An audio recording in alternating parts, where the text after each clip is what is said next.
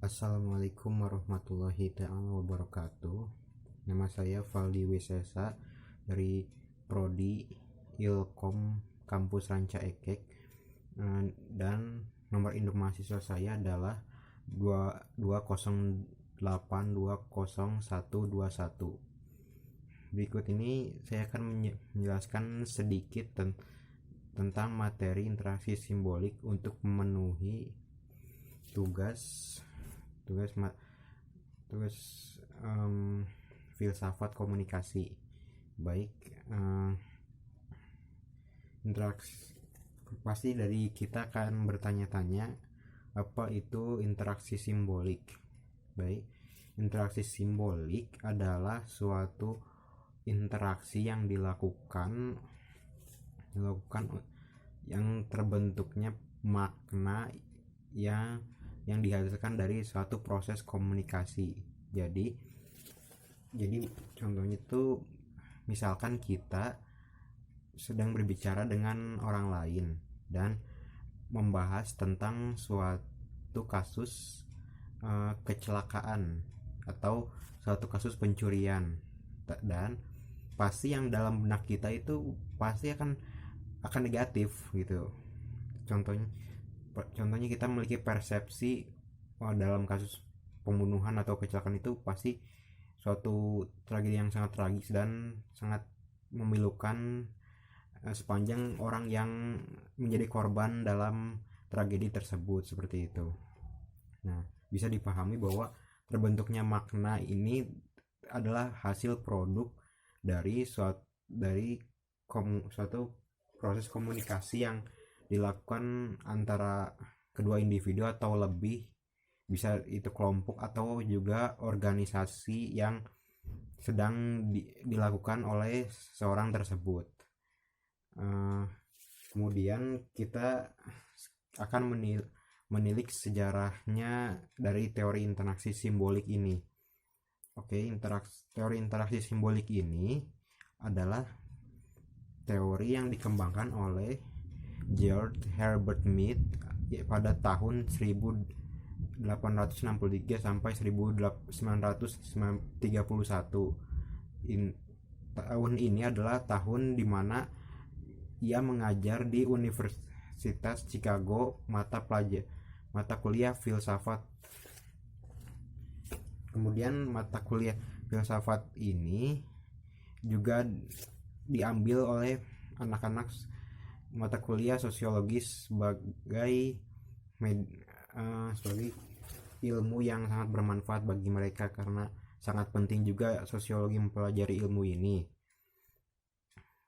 Kemudian teori interaksi simbolik ini memiliki dua mazhab atau aliran. Yang pertama adalah mazhab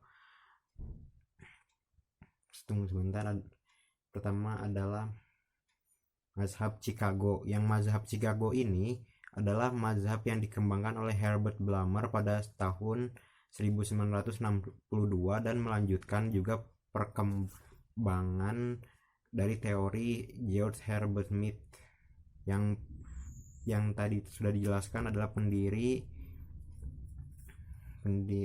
interaksi simbolik atau yang mengembangkan teori tersebut. Jadi teori ini adalah berfokus pada manusia yang bergerak dinamis atau memiliki persepsi yang berubah-ubah, kreatif, inovatif, dan juga manusia tersebut tidak bisa dibandingkan dengan sebuah benda mati. Kemudian ada kembali sebuah mazhab yang bernama mazhab Iowa yang pendirinya adalah Manfred Kuhn. Beliau pernah dalam bukunya yang berjudul 20 pertanyaan tentang persepsi makna diri. Dua pernyataan tersebut adalah ordering variable atau kenyataan yang lebih menonjol pada individu. Yang kedua adalah locus variable, yaitu tendensi atau kecenderungan yang dilakukan masyarakat kepada kelompok konsensual. Oke, kemudian ada teori